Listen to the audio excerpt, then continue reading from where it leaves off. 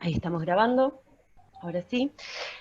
Eh, Recuerden que en los momentos en los que haya videos es recomendable apagar la cámara para que puedan verlos bien y no se les traben.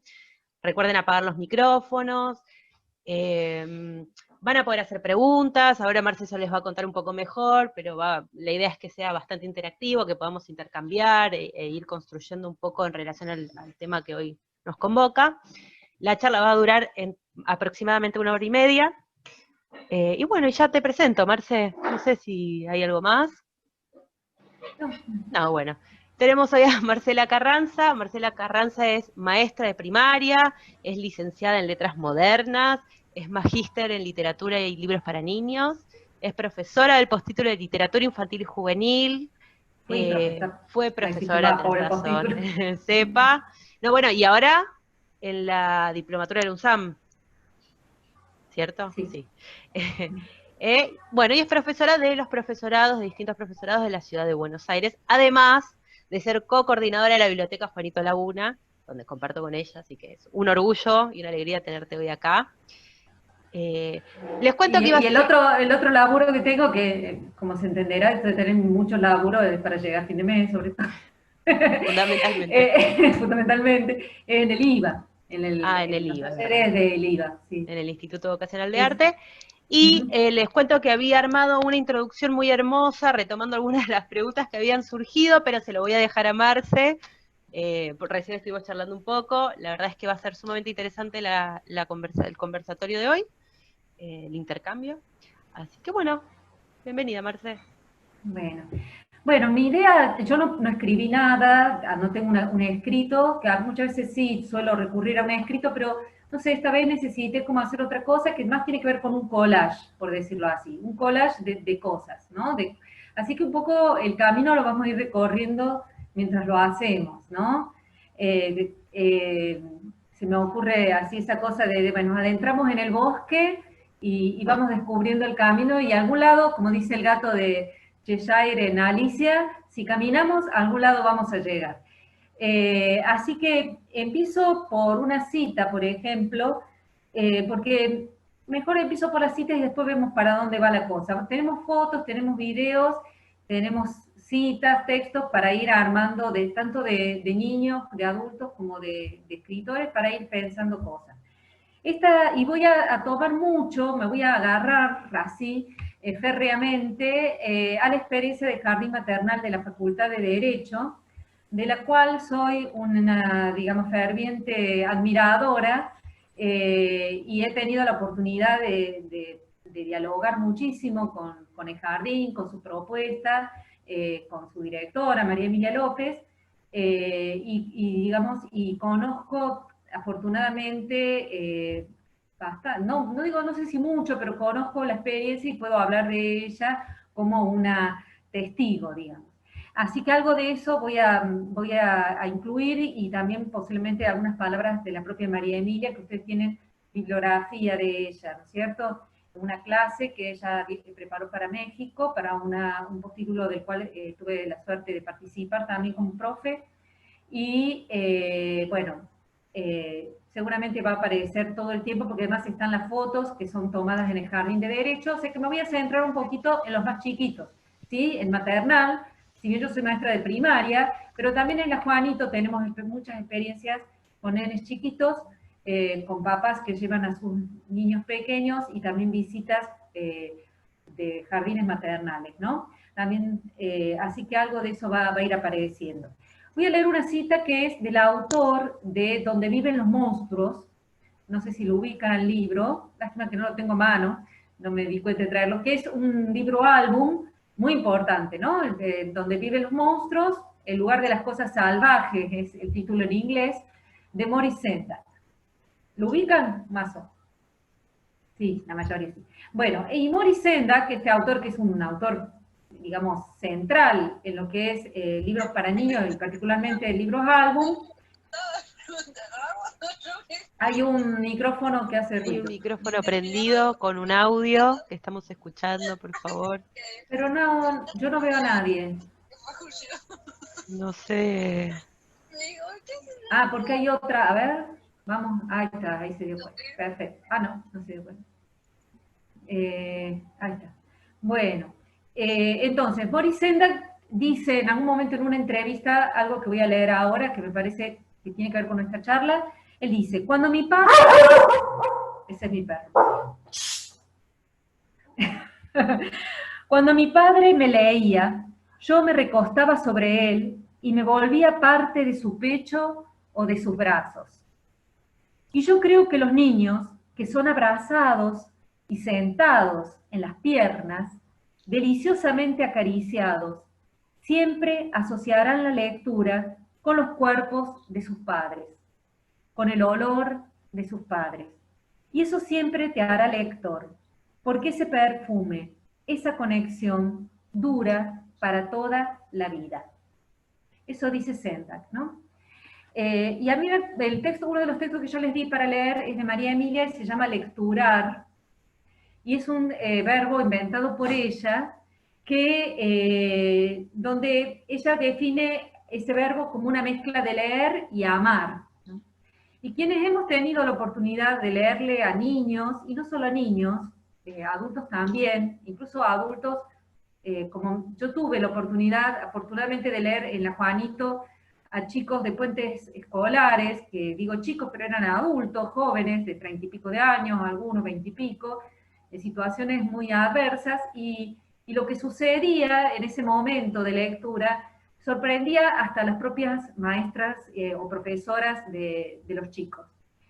Y creo que nos sorprendía a todos, hasta ellos mismos, ¿no?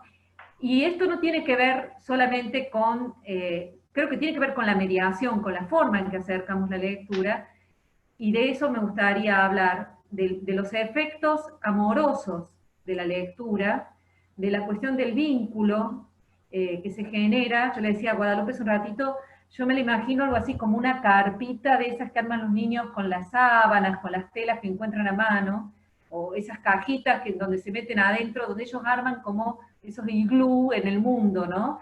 Y la lectura de algún modo genera esa carpita que nos cuida y que nos permite resistir a veces las tormentas, ya que hoy hay tormentas del exterior.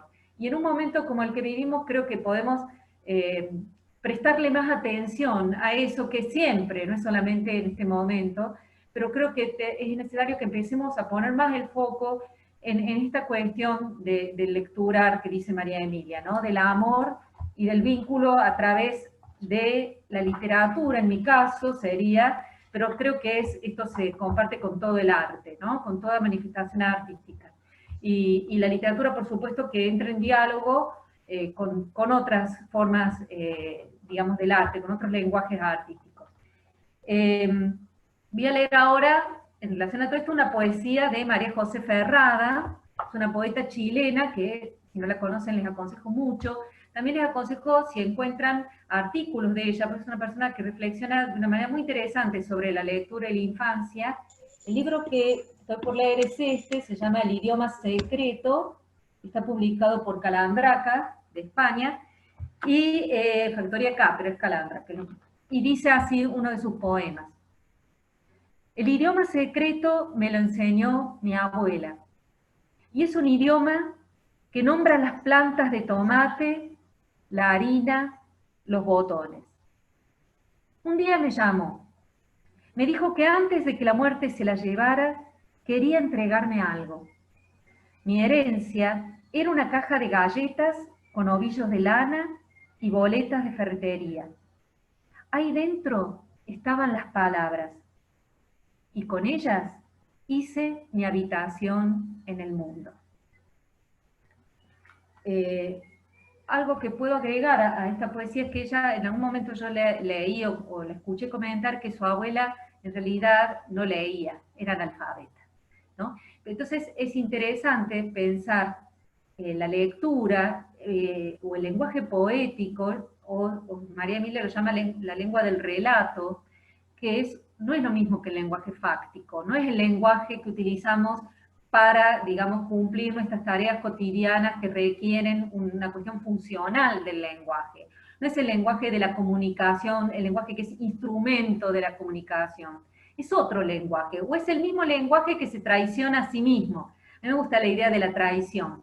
En algún momento, en alguna conferencia yo dije, bueno, es Dr. Jekyll y Mr. Hyde. El Dr. Jekyll es el lenguaje este que usamos para comunicarnos, pero en un sentido práctico, ¿sí? De la comunicación fáctica, de lo que necesitamos, con una funcionalidad práctica inmediata.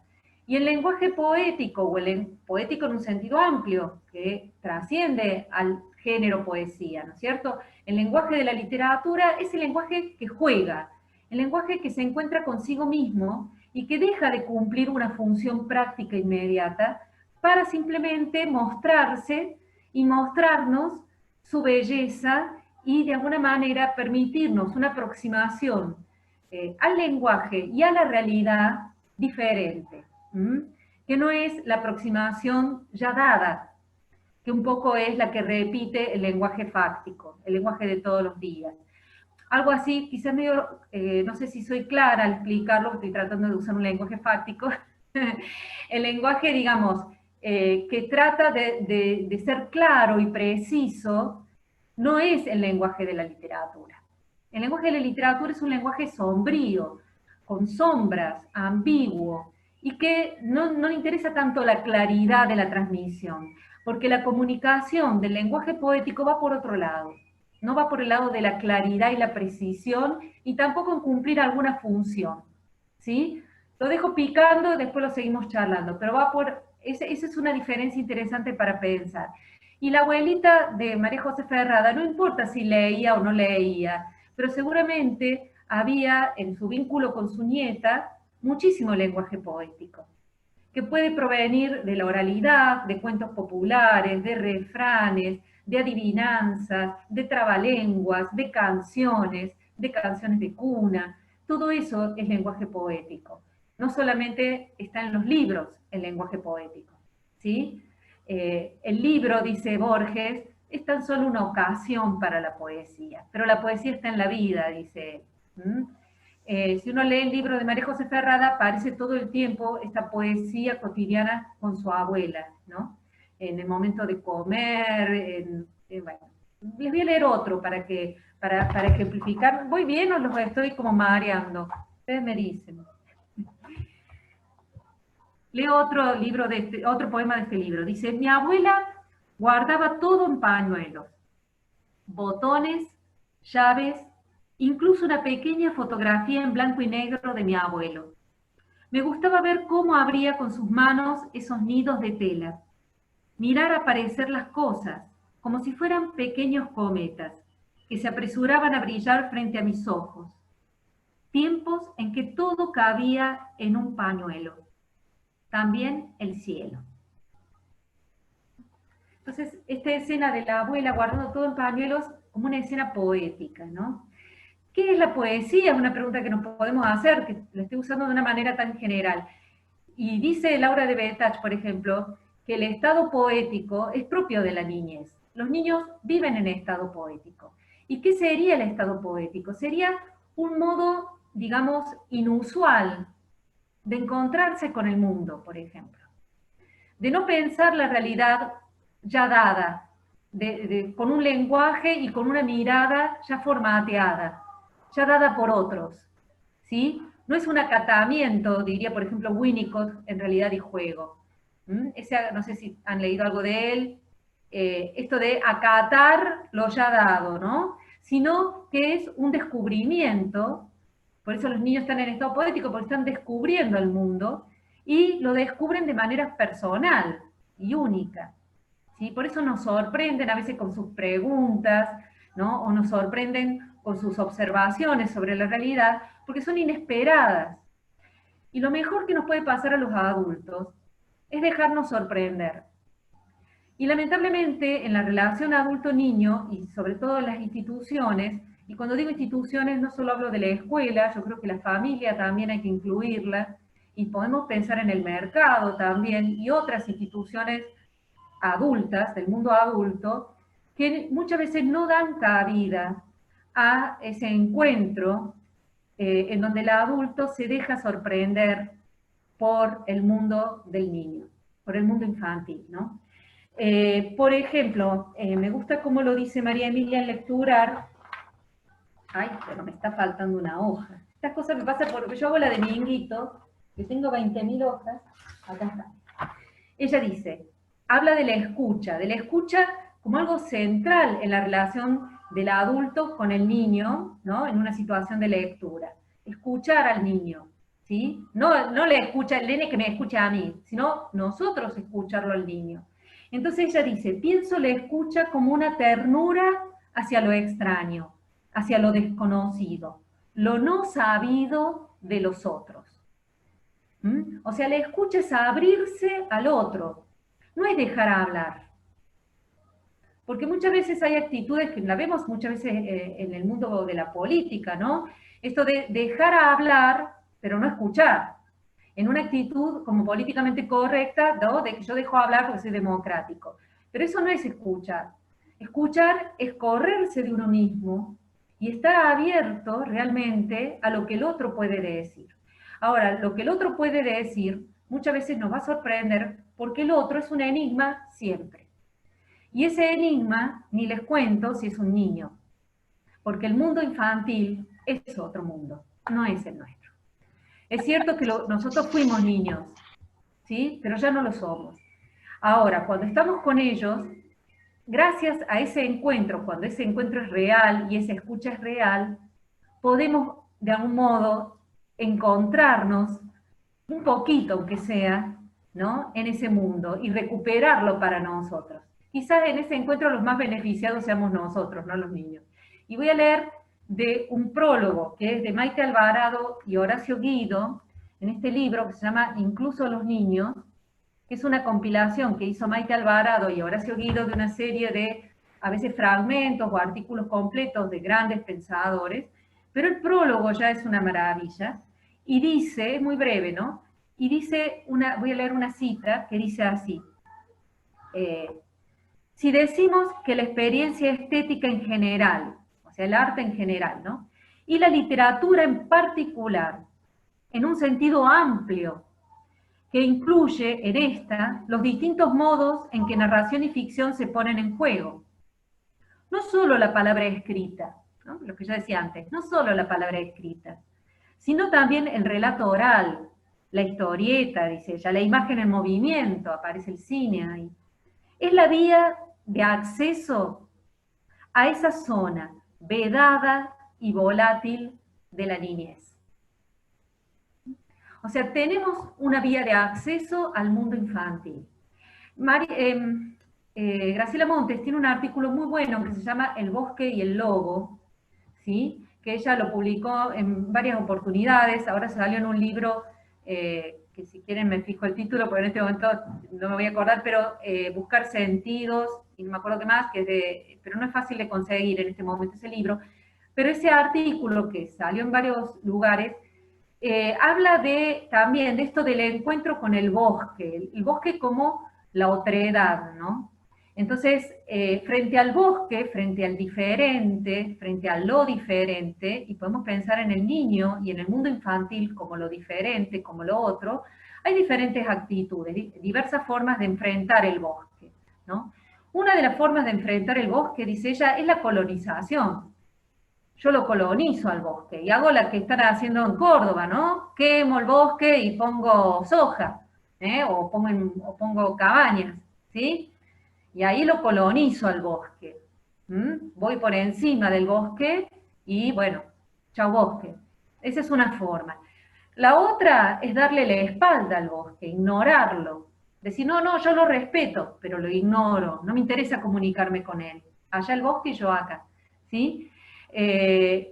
Y la otra es explorarlo, entrar en el bosque, tratar en la medida de lo posible y sabiendo que nunca lo vamos a conocer del todo, entrar en comunicación con el bosque y dejarnos sorprender por el bosque y también crear nuestra propia identidad a partir de ese encuentro. Porque no es un respeto a la otredad, pero yo sigo siendo yo. Es un dejarse permear por el otro también y construirse a partir de ese encuentro. Entonces, pensemos ahora en la relación con el niño en una situación de lectura. Si yo leo con los niños y lo que hago es todo el tiempo tratar de que el niño lea en un libro lo que yo entendí, o lo que la guía de lectura que estoy utilizando dice que hay que entender, no importa el contenido, no me importa si se trata de un mensaje muy progresista o de un mensaje reaccionario. Pero es un sentido ya predispuesto, ya dispuesto, predeterminado. Ahí hay una actitud de colonización. No hay escucha, en absoluto. Ahora, si en una situación de lectura yo hago como que escucho a los niños, los dejo hablar, pero sigo con la mía y después cierro diciendo, bueno, pero vieron que tal cosa, sería el darle la espalda al bosque, podríamos pensar, ¿no? O decir, bueno, yo hago lectura por placer y tiro los libros y me borro y no pasó nada, no escuché a nadie, no supe qué leyeron los chicos, ¿no? Eso también sería un poco darle la espalda al bosque, ¿no? Y digo que estoy leyendo por placer con los chicos, pero en realidad no pasó nada, no pasó mucho ahí. Ahora, si hay realmente una escucha, si realmente hay un espacio para que el otro pueda decir lo que está leyendo, no importa la edad que tenga, puede ser un bebé que está balbuceando, o que está señalando, o que está queriendo que nos quedemos en una sola página y no quiere seguir avanzar en el libro, y yo no lo obligo a avanzar en el libro, me quedo en esa única página, por ejemplo, ahí va a haber un encuentro, ahí se va a formar la carpita, ahí se va a formar el vínculo del que hablaba también Sendak. ¿Me siguen? ¿Voy bien? ¿No las aburro? ¿No los aburro? No, ¿No? perfecto, te Bueno. estamos siguiendo. Bien, entonces, incluso me gusta porque se puede hablar, y María Emilia lo hace, pero yo lo escucho varias veces, hasta se detiene el tiempo ahí. A mí me parece que esos momentos de encuentro intensos, que se dan desde la primera infancia, pero se pueden dar con adultos también. Incluso con adultos es muy hermoso, porque se está recuperando la infancia de ese adulto, ¿no? Y también la propia. En esos momentos hasta se detiene el tiempo. En eso se parece al juego, ¿no? Al famoso círculo mágico del juego. La literatura y el juego, la lectura y el juego, el arte y el juego, son casi lo mismo. Comparten una misma matriz, dice María Emilia, ¿no? Y también lo dice Huizinga en Homo Ludens. Hay mucha gente que dice esto, no lo estoy inventando yo, ¿sí? O sea, pensar cómo está, a mí me parece sumamente revolucionario para el mundo en el que vivimos, esto que María Emilia llama lecturar, un encuentro amoroso a través de la lectura, un encuentro realmente de escucha, pero una escucha que implica esto de ir hacia lo desconocido y lo no sabido de los otros. Por ejemplo, yo ahora estuve evaluando a mis alumnos del profesorado, yo doy taller literario en el Normal 7, y les pido en la evaluación que ellos evalúen el taller también. Entonces una alumna, que se llama Micaela, me pone, trabajamos por foros, porque bueno, trabajamos virtualmente este año, y me pone, me gustó mucho la iniciativa de estos foros, no es muy común leer y que te digan qué pensaste o sentiste. Estoy hablando de una chica de 20 y pico de años. No es muy común leer y que te pregunten, podríamos decirlo, y que te digan qué pensaste o sentiste. O tal vez sí, pero a mí nunca me lo preguntaron. Nunca en su vida le preguntaron qué había pensado o sentido de un libro. A mí me parece, es un fracaso tremendo, ¿me entiende lo que quiero decir? Es tremendo que eso suceda. Dice, al menos en un ámbito educativo. Siempre analizamos en base a la bibliografía, lo cual me suele gustar, pero también está bueno ver qué sintió el lector, ¿no? Cuando hablamos de sentir no nos referimos solo a sentimientos, ¿cierto? A interpretación, a lectura, a todas las relaciones que puede establecer un lector. Me gustó participar en ambos foros, aunque el foro de escritura se me hizo más sencillo. A diferencia del foro de conversación, porque usamos el de conversación para conversar sobre los textos, que eran textos de artistas, de escritores, y el foro de escritura era para que ellos mismos inventaran sus relatos. Dice, a ella le resultó más fácil el de escritura que el de conversación. Dice, a diferencia del foro de conversación me costó un poco más, ya que como mencioné recién, no estaba acostumbrada a ese tipo de consigna. O sea, no estaba acostumbrada a que le preguntaran qué había leído ella. En toda su formación escolar, y tiene 20 y pico de años y está en terciario. Entonces, María Emilia, yo aplaudo el Jardín de Derecho, porque ahí se pone en evidencia que desde que nacemos, y quizás desde el útero materno, somos lectores. No importa si estamos alfabetizados o no. Somos lectores ya en la panza de la mamá. Y bueno, si quieren, profe, no exagere, bueno, cuando nacemos por lo menos. Estamos leyendo el mundo, estamos leyendo los signos, el rostro de quienes están con nosotros, de quienes nos protegen, de quienes nos cuidan. Estamos leyendo lo que sucede a nuestro alrededor, los sonidos, las luces, y de a poquito las vamos interpretando. Entonces, ¿no es, digamos, sorprendente que no sea obligatoria la biblioteca en los jardines? Que las bibliotecas escolares solo sean obligatorias en digamos, para la primaria. Eso no nos está diciendo nada, y que yo sé, porque las mismas alumnas me lo cuentan, que en muchos jardines maternales a los niños se les dan libros rotos, o revistas, o libros, digamos, a los libros buenos se los guarda bajo llave, y a lo sumo se lo lee la maestra, pero los niños no los pueden tocar. Entonces ahí pareciera que no hay una clara conciencia de que el niño pequeño y el bebé también lee, ¿no? Y puede leer un libro, y lo puede manipular, ¿no? María Emilia dice que cuando el niño tiene una frecuencia cotidiana con la literatura y con el lenguaje poético, y vuelvo a repetir, tanto en los libros como en la oralidad, pensemos ya desde las canciones de cuna, los juegos, Wincy Araña, las canciones, todo lo que ustedes quieran, ya a los 2 años, dice ella, un niño pequeño puede diferenciar un texto ficcional de un texto informativo. A los 2 años, se dan cuenta cuando un texto es informativo para informarse y un texto es ficcional, ¿sí? Y lo está diciendo desde la praxis, no está inventando cosas de la nada, lo está diciendo porque ella lo ve en sus pequeñitos, en los pequeñitos del jardín. Bueno, no me quiero detener mucho porque por ahí el tema de las fotos y todo eso nos va a hacer hablar más, pero por un lado, hay situaciones de los jardines, por ejemplo, que no tienen que ver con la escucha y el tratar de que el otro realmente tenga lugar, para que no pase lo que le pasó a mi alumna que tiene 20 y pico de años y nadie le preguntó lo que ya había leído en un texto. El no escuchar al otro implica no valorar lo que el otro tiene para decir.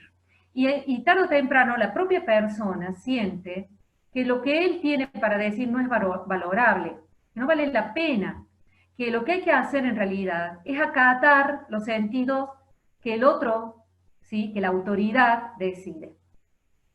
Una enseñanza bastante triste, ¿verdad?, a lo largo de la formación de la persona. Y no es inocente esto. No estoy diciendo que los maestros lo hagan adrede, ojo. Posiblemente el maestro está repitiendo lo que él mismo recibió, ¿no? Estamos hablando a veces de prácticas sobre las cuales hay que reflexionar más, justamente para revertirlas, para, como se dice ahora, para deconstruirlas. Pero pues están naturalizadas, ¿sí? No estoy hablando de malas intenciones. De hecho, muchas veces el imponer lecturas a los niños, el decirles, ¿viste que este cuento significa tal cosa? ¿No? ¿Se dieron cuenta cuál es el mensaje? Ese tipo de cosas, a veces con menos torpeza, a veces con más torpeza, en realidad, digamos, está naturalizado eso, la gente lo ve como algo bueno. Le estoy al niño transmitiendo una enseñanza de vida, un mensaje, algo que lo va a enriquecer. La intencionalidad es buena, quiero decir, yo una vez usé un poco irónicamente, hablando de esto, la frase esa, el camino del infierno está lleno de buenas intenciones, está empedrado de buenas intenciones, ¿no? Bueno, el camino de la literatura infantil, las prácticas de lectura con niños está empedrado de buenas intenciones. No estoy diciendo que haya malas intenciones en el medio, pero hay que reflexionar sobre esto. Hay que reflexionar porque no podemos llegar a los 20 y pico de años y sentir que nunca nadie nos preguntó cuál era nuestra lectura de un texto. Entonces, la conversación no es un interrogatorio. Eso lo dice Iris Rivera. No es lo mismo dialogar que interrogar. Personalmente, yo sé que esto queda grabado, por ahí me tengo que cuidar qué es lo que digo, pero no estoy de acuerdo con las guías. Ya la palabra guía me da urticaria. Para mí, las guías no me importa de dónde vengan, lamentablemente no me importa de dónde provengan. Una guía significa guiar al otro. Y al niño no hay que, ni al niño ni al adulto, a nadie hay que guiarlo, me parece a mí. Porque guiar es decirle al otro por dónde tiene que ir. Y yo creo que el otro tiene derecho a explorar y buscar su propio camino dentro del texto. Sí tengo que andamiar, tengo que estar presente. Por eso yo decía, no es tirar los libros y me borro, no. Y es muy difícil andamiar. Bueno, de eso vamos a hablar ahora viendo un poco las fotos, pero estar presente sí, y estar disponible, una enorme disponibilidad, sobre todo de escucha. Y eso significa, en las prácticas concretas, por ejemplo, que sobre todo con los más chiquitos, hablemos de maternal, yo no puedo armar una ronda de 20 niños y esperar que me sigan a mí. Ahí el problema no son los pibes, y los pibes se empiezan a ir a todos lados. El problema es el maestro que está pretendiendo eso, ¿no es cierto? Es decir, pensemos en los tiempos de los niños, porque escuchar al otro es también respetar sus tiempos, ¿sí? Entonces, en el maternal sobre todo es necesario pensar que lo más, no sé cómo nombrarlo, espontáneo, es que el niño lea de a uno, de a dos, en pequeños grupos con la maestra o con el maestro. ¿Sí? Y que eso ya es comunidad lectora.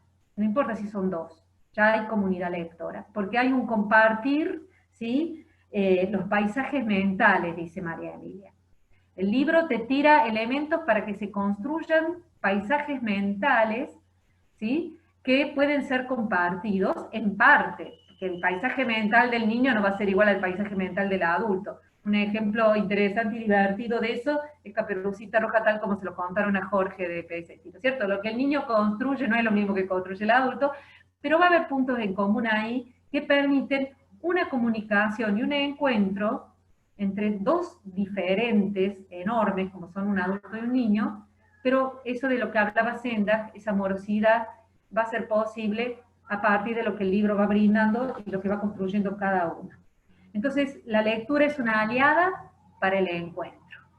La lectura, cuando hablo de lectura, vuelvo a lo mismo, también hablamos de la oralidad, es decir, la presencia de la experiencia de un lenguaje poético, artístico, y también esto sucede con otras artes, es una aliada del encuentro.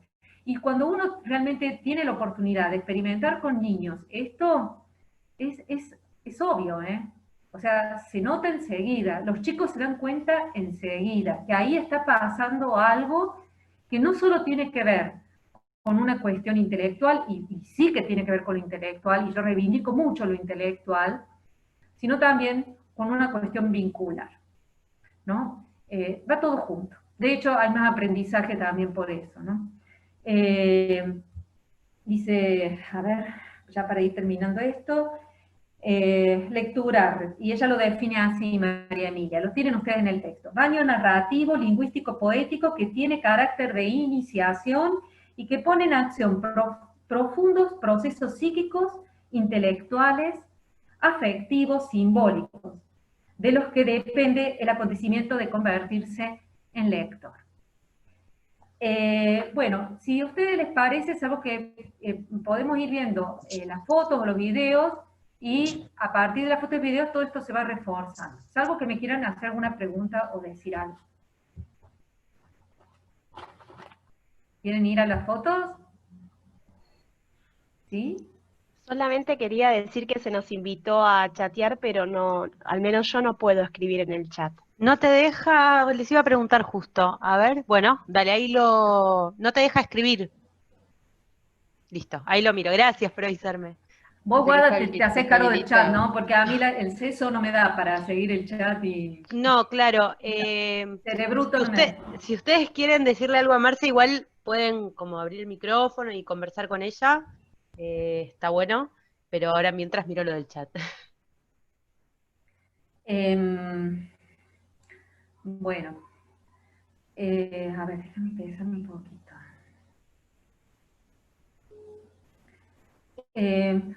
Quiero decir también que cuando, por ejemplo, una forma de tomar conciencia de lo que Laura de Betach denomina estado poético, y que ella dice que en los niños es prácticamente natural, es cuando justamente escuchamos a los niños. cuando los escuchamos leer, interpretar, y cuando también, si ya hay oportunidad de producción de textos, que de hecho la producción de textos puede darse ya a partir de la alfabetización, pero también antes. En inicial también, como muy bien lo demostró hace muchos años Gianni Rodari, los chicos pueden inventar historias también, ¿no es cierto? Entonces la producción de textos es poner en evidencia, vos lees lo que los pibes escriben y se te cae la mandíbula. Y entonces la gente adulta, ¿qué dice? Dice, ay, pero qué imaginación que tienen los chicos. A mí ya la palabra imaginación me da urticaria. ¿Por qué? Porque es una forma de reducir o de simplificar algo mucho más rico y mucho más interesante. No estoy negando la imaginación, pero no es solo imaginación. Flor de bocho tienen los pibes, ¿sí? Es decir, es una cuestión intelectual, una cuestión de eso que yo traté de definir como, y que tiene que ver con la poesía, un acercamiento original, libre y creativo al mundo que los adultos hemos perdido muchas veces.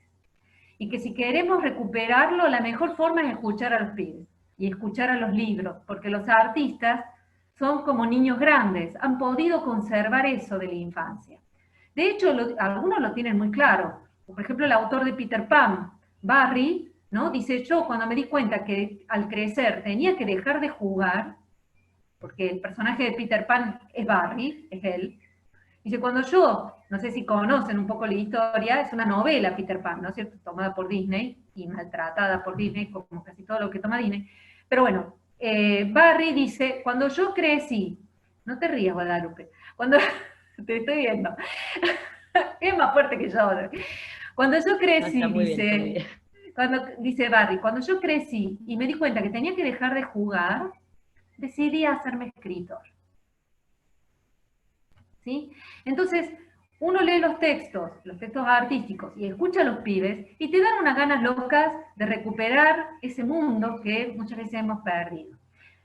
Y antes de ver las fotos, por ejemplo, les leo, y les cuento brevemente, con los chicos del IVA, el año pasado, trabajamos con un libro que se llama Lost in Translation, que es este, ¿sí? Que es un libro que tiene palabras extranjeras que no tienen una traducción a nuestro idioma.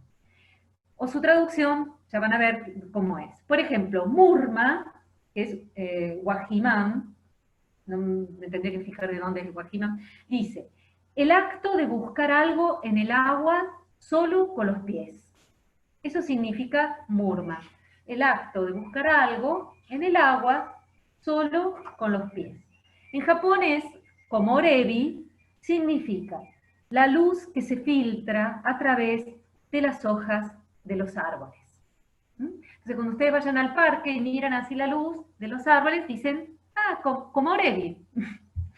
Boketo, en japonés también. Perder la mirada en la lejanía sin pensar en nada en particular. Me gusta uno que es africano, pero no sé si ven rápido. Me pongo nerviosa y hago lío. Tranqui, busca tranquila, no hay problema. Sí. Es que quiero decir los que a mí no me gustan. No les estoy en contra. No importa. Les leo el último que a mí me gusta mucho. Ixuarpok, que es en inuit, la lengua de los inuit, que son los esquimales, dice, Ixuarpok, el acto de salir continuamente para comprobar si alguien a quien esperas está llegando. Yo le leí esto a los pibes de 8 o 9 años y captaron enseguida de qué se trataba. Esto es poesía. Es decir, en la lengua cotidiana también puede aparecer la poesía, ¿sí? Sobre todo, digamos, en algunas lenguas, quizás más que en otras. Por ejemplo, el japonés tiene muchas de estas palabras. Y ahora yo les propuse a los pibes, yo dije, bueno, ahora yo les voy a dar algunas de estas palabras, las que están en el libro, pero no les voy a dar la definición, y ustedes se la inventan, ¿no? Y un poco antes habíamos conversado cómo eran estas definiciones. Por ejemplo, hay una que ahora no encontré, que dice que es el tiempo que tardas en comerte una banana, ¿no? Y se reían los chicos y enseguida captaron de que esto era una aproximación, esto lo digo con palabras raras, pero ellos con sus palabras se daban cuenta que era una manera de ver lo cotidiano diferente y de prestarle atención al detalle, a lo pequeñito, a lo que generalmente ni vemos, ¿no? A lo nimio, el detenernos. Y vuelvo, así como yo les decía, que el acto de lectura puede ser un detener el tiempo. A mí me parece que la actitud poética frente al mundo que está demostrando este libro a través de palabras que existen en algunos idiomas, también es revolucionario, porque es dejar de estar tan atentos a la cuestión práctica, a la cuestión funcional, a la cuestión de ser personas que, digamos, del éxito de la acción, ¿no? De ser efectivos, de lograr lo que nos proponemos y siempre tenemos algún objetivo para lograr, salirnos de esa lógica, que en la escuela está muy presente, y tomarnos nuestro tiempo simplemente para observar, como dice el poema de Pizarnik, mirar una rosa hasta pulverizarse los ojos. Ese es un pedacito de un poema de Pizarnik, ¿sí? Una mirada desde la alcantarilla puede ser una visión del mundo. La rebelión consiste en mirar una rosa hasta pulverizarse los ojos. Eso es revolucionario. Y me parece a mí más revolucionario que decirle a un niño que en un texto tiene que leer determinado contenido, donde en realidad le estoy pidiendo acatamiento al pibe. ¿Sí? Voy a leer lo que los chicos escribieron a partir de estas palabritas que yo les di. Por ejemplo, Nicolás le tocó la palabra forelsket, que es de noruego, existe, y él definió así a forelsket. Cuando tu papá o tu hermano te despiertan haciéndote cosquillas en los pies. Lucas le tocó nas, en urdu. No sé de qué país es, urdu. Y él puso, miren esto, chicos, el tiempo que mirás al sol en tu vida.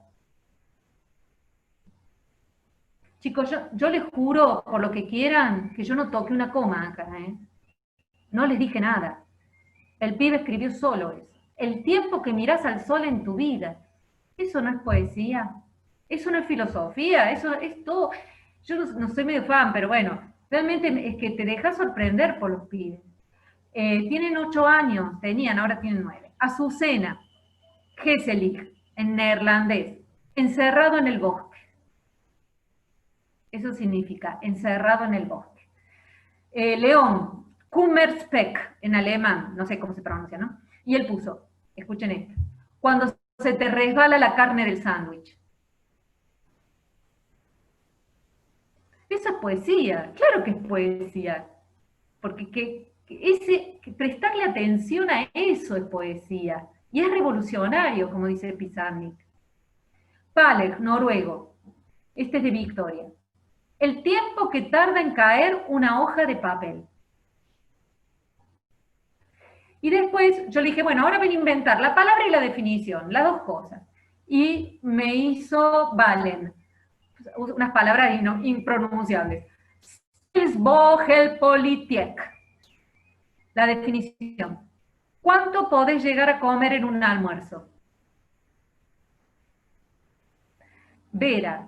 Kelchilosa hipeidam tonfa. Son palabras inventadas por ellos, ¿sí? Cuando salís apurado a la escuela y te olvidas algo. Este es de León. El Kachelk, qué sé yo. Cuando perdés tan estúpidamente en un juego. Además, León se la pasa jugando cosas, siempre. Y pregunta a los compañeros de los juegos, de los videojuegos y todo eso. O sea, salen las cosas, esta cosa de que sale la vida de ellos, ¿no es cierto? Sale su mirada sobre el mundo.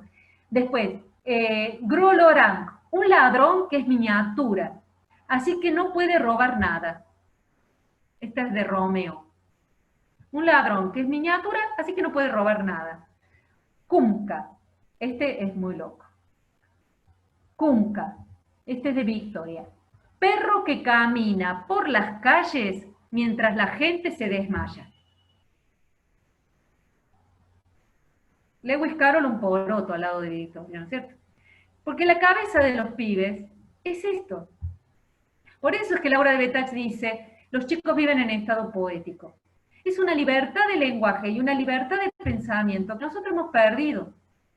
El problema es que actuamos como colonizadores muchas veces, y no con malas intenciones, vuelvo, muchas veces las intenciones son buenas, pero actuamos como colonizadores de este bosque. En lugar de dejar que ese bosque emerja y dejarnos sorprender y recuperar también nosotros algo de esa libertad que quizá hemos perdido, ¿no? Para los chicos, esto lo dice Graciela Montes, el arte no es para nada dificultoso, porque ellos juegan, su pensamiento es lúdico y el arte es juego. Entonces no les cuesta nada ingresar en la lógica del arte. Pero el problema es que a la escuela muchas veces el arte no entra como arte. Entra como herramienta, dispositivo, instrumento, recurso, y cuanta palabreja se les ocurra, en la que el arte deja de ser arte y pasa a ser un medio para cumplir un objetivo práctico inmediato, que eso es lo importante. Enseñar determinado contenido, bajar algún mensaje moral, ¿no? Hablar de determinada cuestión que le preocupa al adulto, modificar conductas en los niños, todo acatamiento, diría Winnicott. ¿Y la creatividad dónde está? Mucho gusto. ¿No? Bueno, ahora la vieja esta se calla un poco y vamos, si les parece, a compartir las fotos y los videos, porque esto les va, si ya les rompió la cabeza lo que dicen los pibes, ahora van a ver lo que son las fotos. ¿Podemos? ¿Vamos bien? Sí, Marcela, Bueno. fíjate si podés y si no... Sí, Pi. Bueno, no sé si vamos a empezar por lo más tierno que son los videos. Muy bien. Recuerden que si apagan las cámaras seguro lo ven mejor. Eso. Sí, no, voy a decir una cosa, antes de mostrar esto. Lo que va a leer esta nena es una alumna de la Facultad de Derecho, tiene 2 años, no recuerdo el nombre. Está en su casa, y la mamá la grabó para mandarle a María Emilia y al equipo del Jardín de Derecho para que vean lo que hace esta nena de noche. Ella se hace su carpita amorosa a sí misma y se lee antes de dormir. Pero no lee en el sentido convencional, no decodifica. Lo que pasa es que ya en el Jardín Maternal de Derecho hay una biblioteca de más de 2000 libros. Y se prestan a domicilio los libros. Y son libros como este, libros álbum, Anthony Brown, ¿sí? Todo tipo de libros, algunos de cartoné, otros no, este no es de cartoné, van a ver, y los niños se llevan los libros a sus casas, ¿sí? Hay todo un trabajo también para que la familia se encuentre con estos libros, y la mamá, como suele pasar cuando realmente hay un trabajo con las familias, valora este hecho de que la nena lee antes de dormir el libro del jardín, y lo grabo y se lo mando al equipo para que vieran la grabación. Esta grabación me llegó a mí por este contacto afortunado que tengo con María Emilia, y les cuento que Madre Chillona es un libro de Jutta Bauer, una autora alemana, que es lo que va a leer la nena, y solo les voy a leer un pedacito, porque ustedes ahora van a escuchar a la niña y van a ver que ella dice exactamente lo que dice el texto. ¿Por qué? Porque se lo sabe de memoria. Pero no solo se lo sabe de memoria, sino que nadie se lo enseñó, no es que se lo hicieron aprender de memoria, solita lo sabe de memoria. De tanto leerlo, supo que se lo lea. Y yo digo leerlo porque escuchar es leer también. Y ella sabe exactamente cuándo pasar la hoja, es decir, sabe qué parte del texto corresponde a cada hoja. Entonces, esta mañana mi madre me chilló de tal forma, lo leo un pedacito para que vean que ella dice lo mismo, que salí volando en pedazos. Así dice el libro. Además, un libro polémico, ¿no? Mi cabeza voló al universo. Mi cuerpo cayó al mar. Mis alas se perdieron en la jungla. Y mi pico aterrizó en las montañas. Bueno, y sigue. Mejor lo lee ella y ustedes la siguen. A ver si puedo hacer las cosas bien. El sonido ya está. Si quieren, podemos hacer algún tipo de intercambio, o sea, ¿qué han estado viendo y qué les llama la atención de estos videos? Y después, si nos queda tiempo, hay también una serie de fotografías que también nos invitan a pensar estas cuestiones, ¿no? Solo quiero decir que a mí el Jardín de Derecho me permitió ver en la realidad la teoría. Quiero decir que, o en realidad, mucho de lo que yo aprendí tiene que ver a partir de la experiencia de ese jardín. Mi formación es anterior a mi contacto con el jardín, pero muchas cosas se reforzaron y todo lo que tiene que ver más con los niños más pequeños lo fui aprendiendo. Quiero decir de que es algo que que se ve, que se palpa. Uno va al jardín y lo ve todos los días a esto. O sea, que viene a derribar esto de que, bueno, sí, todo muy lindo, pero eso es teoría, ¿no? No sé si ustedes quieren decir algo. ¿Qué les llaman? Por ejemplo, una pregunta que se me ocurre es preguntarles, bueno, ¿qué cosas ven acá en estos videos que les llama la atención, que no es lo habitual, que las sorprende? Y me callo un poco.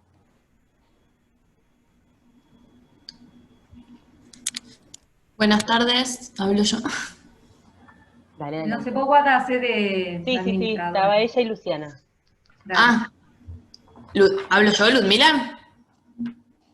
Sí, dale. Bueno, yo hice el taller 3, estudié en el Normal 7, hice taller 3 en el Jardín de Derecho, así que nada, me es re familiar todo lo que vimos, y nada, doy fe que es así, y nada, y los momentos, por ejemplo, de la merienda, que son totalmente de lectura y que es anormal, y que me ha pasado de ir a otros jardines y que no es lo mismo ponerse a leer un cuento en la merienda que ese momento que ya está como armado, digamos, pactado, trabajado en derecho, que yo estuve en sala de uno y se esperaba ese momento de literatura a la hora de la merienda, y que sí, que los cuentos y los libros están por todo el jardín.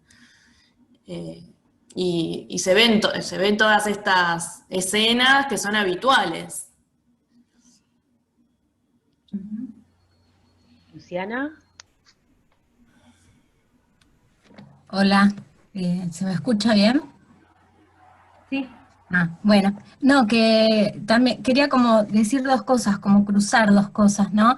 Que me parecían re importantes y, bueno, re linda la experiencia, lo que estamos mirando. Eh, Dos cosas que me llaman mucho la atención para mí. Bueno, yo hice el IVA y también hice el postítulo, entonces como que esas dos cosas también han marcado mi práctica, como decía la compañera, de haber atravesado, ¿no? Y de haber pasado por esas experiencias y cómo transforman las prácticas, ¿no? También, que eso es re importante.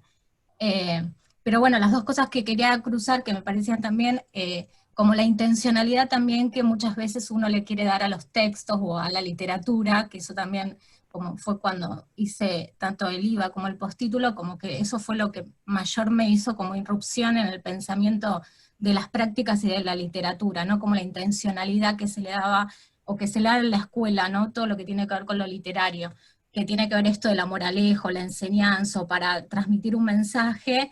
Y me acuerdo una docente que nos decía que por ahí uno quiere, por ahí, con buenas intenciones, como vos decías, de que tiene muy buenas intenciones y que ofrece un texto, por ahí porque le suena que, como justo estamos hablando de un determinado tema, vamos a trabajar este texto que justo habla de lo mismo.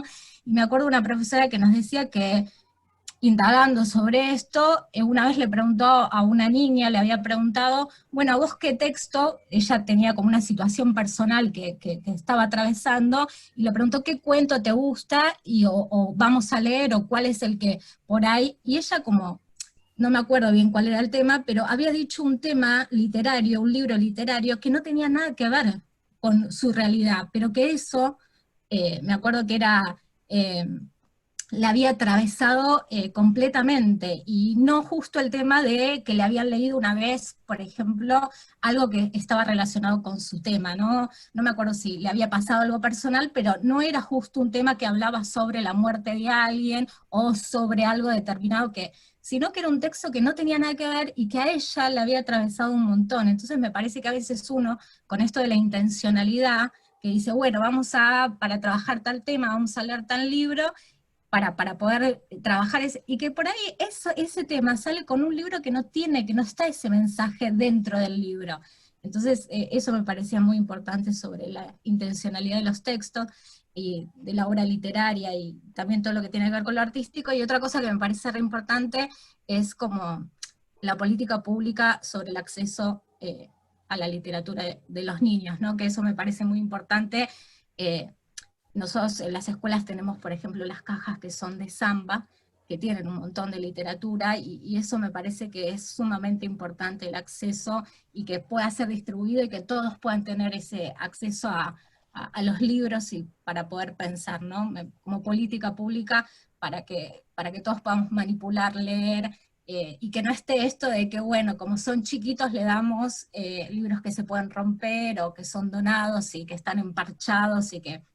Entonces, bueno, me parece que cruzar esos dos temas me parece muy importante. Gracias por compartir la experiencia. Sí, el tema es que los chicos, en su maravilloso mundo infantil, tan ligado al juego, no están tan preocupados por los temas, y menos por los mensajes morales, le importan un cuerno. Claro, después nos formateamos a los pibes, y los de los últimos grados de primaria ya empiezan a leer desde la moraleja o desde el mensajito, porque les enseñaron eso. Pero en realidad, espontáneamente, a los pibes no les interesa la moral, ni les interesa el tema. Es un mambo de los adultos. Los chicos se fijan en otras cosas, y estoy diciendo esto, pero todo hay que, quiero decir, vos podés tener un texto que de golpe tiene un tema potente, pero el tema potente tiene que ver con el cómo está mostrado ese tema. Yo a veces hago un poco un chiste con mis alumnos, yo les digo, yo puedo tener una poesía sobre el amor que no me mueve un pelo, que en realidad me da un poco de asquito por lo babosa, por lo romanticona, ¿no es cierto? Y de golpe tengo otra poesía de amor que me destruye. Pero ahí el problema no es el tema, porque el tema es el mismo. No voy a dar nombres para no ofender a nadie, yo me cuido de eso, pero quiero decir, no todos los que hablan del amor a mí me van a conmover de la misma manera. Entonces, ¿cómo? Si los dos textos están hablando del amor. Porque lo importante, señoras y señores, en la literatura y en el arte, no es el tema. O en todo caso, el tema cobra potencia y se vuelve intenso gracias a la forma. ¿Sí? Si yo leo el libro Migrantes de John Tan y me conmuevo, como le pasó a mi tía ya era viejita, y me dijo, ay, cómprame ese libro, porque claro, mi tía era hija de inmigrantes, sus papás eran europeos, bueno, ella estaba conmovida por inmigrantes, pero no era por el tema, era por cómo John Tan está mostrando ese tema. ¿Sí? Porque yo puedo tener un libro de inmigrantes que no me mueve un pelo, o sea, quiero decir, no es que el tema no sea importante, no estoy desestimando los contenidos, pero los contenidos surgen de la forma en la literatura. Y me parece a mí que eso tiene que ver con lo que yo decía al principio del lenguaje poético y el lenguaje fáctico. Es decir, el lenguaje poético no es un instrumento, no está funcionando como el lenguaje fáctico. El lenguaje fáctico es un instrumento para, es decir, yo utilizo al lenguaje casi como si fuera una transparencia, una ventanita con un vidrio transparente, ese sería el lenguaje que me permite ver la realidad. Supuestamente. Es mentira, chicos, porque el lenguaje nunca es transparente, por supuesto. Pero ese sería la ficción del lenguaje fáctico, ¿no es cierto? El lenguaje que podríamos llamar objetivo, ¿no? Hay gente que piensa que... Bueno, no, mejor me callo. Está Ornella, está Ornella y está Carla escribiendo. Te pido un segundito, Ornella, que leo lo que dijo Carla y te dejo... Carla nos pone que... retoma sobre las moralejas, la funcionalidad y el uso de la literatura en la ESI, como salida más sencilla, desde qué lugar leemos, para qué, con qué propósito, con qué criterios seleccionamos. Y ahora sí te dejo, Ornella, ya. ¿Pero puedo terminar la idea? Porque no la terminé. Ah, perdón, pensé que sí. Dale, dale. O sea, el lenguaje fáctico es el lenguaje transparente que solamente pretende ser invisible para mostrarme la realidad. Es una ficción, porque el lenguaje nunca es transparente. Todo está cargado de ideología. Mi gran profe de la facultad nos enseñó, ningún mensaje es inocente, ninguno. No existe la objetividad, no existe la no ideología, eso es mentira, eso es ideología también, por supuesto, y de la mala. Pero, o sea, el lenguaje, digamos, de la mala era un chiste, el lenguaje fáctico es el lenguaje que simula ser transparente. El lenguaje de la literatura es opaco. Es decir, se muestra, dice acá estoy, es más sincero en ese sentido, es más honesto, porque siempre el lenguaje es opaco, pero en la literatura lo hace evidente, se muestra, dice, por eso juega, por eso, por ejemplo, los chicos pueden jugar con el lenguaje, con los translation. Es decir, se muestra el lenguaje y no está en función de hablar de otra cosa. Está por sí mismo, tiene sentido en sí mismo. Pretender que el lenguaje poético actúe como el lenguaje fáctico es utilizar a la literatura para la transmisión de contenidos y no dejar que los chicos hagan sus propias lecturas, impidiendo la creatividad del lector y obligándolo al acatamiento. ¿Sí? Un poco por lo que decía Luciana recién. Por eso dije, o sea, hay muchas aristas de donde tomar esto de las buenas intenciones, ¿no? Y de la instrumentalización del arte, porque no es solo la literatura, al cine le pasa lo mismo, a las artes plásticas le pasa lo mismo, al teatro, tremendo lo del teatro, ¿no? Esto de siempre tenemos que, y a veces uno se encuentra con obras hechas para adultos, que también parece que están hechas para dejar algún contenido y que nos llevemos a casa el mensajito todos contentos, que ahora nos vamos enriquecidos con una enseñanza de vida, ¿no es cierto? Bueno, ahora sí, perdón, Juan. No, no. Igual tenemos que dejar tiempo para las fotos, no olvides. Sí. Una última cosita. No, que pensaba cuando vos hablabas sobre algo que me pasó hace muy poquito. Yo la sigo a Isol, la escritora de literatura infantil, por Facebook, y en algún momento ella publicó una imagen de su libro El Globo, que es un libro que sí, me imagino que la mayoría lo conoce, pero bueno, básicamente una nena está muy cansada de los gritos de su madre y de repente la ve hecha un globo, ¿no? En la historia. Bueno, no sé si está cansada, eso parte de mí, digamos, y de mi entendimiento de la historia, pero uno puede intervenir ahí pensando, inferir eso, ¿no? De que ella se cansó de repente y la ve como un globo grande rojo, pero ya no le está gritando. Y de repente en los comentarios que le hacían en Facebook, una persona pone, con ese libro, ¿cómo lloré? Le hace el comentario a Isol. Y Isol le responde, ¿pero por qué? ¿Por qué lloraste? ¡Qué lástima! Espero que lo puedas leer de otra manera. O algo así, o la invita a poder ver la historia sin acongojarse, ¿no? Sin angustiarse. Y yo pensaba qué poder tienen los textos de su vida propia, ¿no? De cuando salen de ese ámbito donde fueron creados, ya no importa si quiso o no quiso decir tal o cual cosa el escritor, ya tienen como su vida propia, ¿no? Y eso me parece que es mágico y está buenísimo que nosotros, en nuestra tarea docente, habilitemos a que surjan esos otros mundos, esas interpretaciones tan vastas y tan diferentes como subjetividades y sujetos están ahí, digamos, leyendo esas historias, ¿no? Eso. Un poco de eso yo en el texto que les pasé de Sombras y Asombros, hablo de eso, del lector como inventor, y cómo el mediador se tiene que correr y dejar lugar a la invención del lector. Porque a mí me gusta mucho una frase de Oscar Díaz, que es un ilustrador fallecido, que él dice, yo pongo los elementos en mi obra de arte, él era un ilustrador, pero con la lectura de imágenes pasa lo mismo. Decía, yo pongo los elementos con una carga estética importante, pero para que el otro pueda inventar. Así que es tal cual vos decís. Y también lo dice Lewis Carroll a esto. Él dice, ustedes interpreten lo que quieran de mi poema de la casa de Lesnar. Todo lo que lean en ese libro está bien. Pero no todos los escritores, y menos los mediadores muchas veces, tienen esa actitud, ¿no? La famosa pregunta horrible, ¿qué quiso decir el escritor? Y a mí qué me importa, podría ser la respuesta, ¿no? Y entonces, con ese ¿qué quiso decir el escritor? En realidad estoy encubriendo que yo quiero que los chicos digan lo que yo interprete, que supuestamente es lo mismo que quiso decir el escritor. Y ahí aparece la lectura oficial del texto, el acatamiento del lector, ¿sí? Y una imposición de sentidos desde la autoridad. En una hermosa domesticación y disciplinamiento del lector, que empieza a perder de a poco la confianza en su propia lectura. Y ni hablemos, bueno, de la subjetividad y todo lo demás. ¿No? Y una pretensión transparente. Ah, sí, porque es lo que quiso decir el autor, ¿viste? Claro. Bueno, Roland Barthes habla de la muerte del autor, entre otras cosas, ¿no? Hay que matarlo al autor. Lo maté muy solo, pobrito. Es un chiste, yo tengo humor negro, pero... Bueno,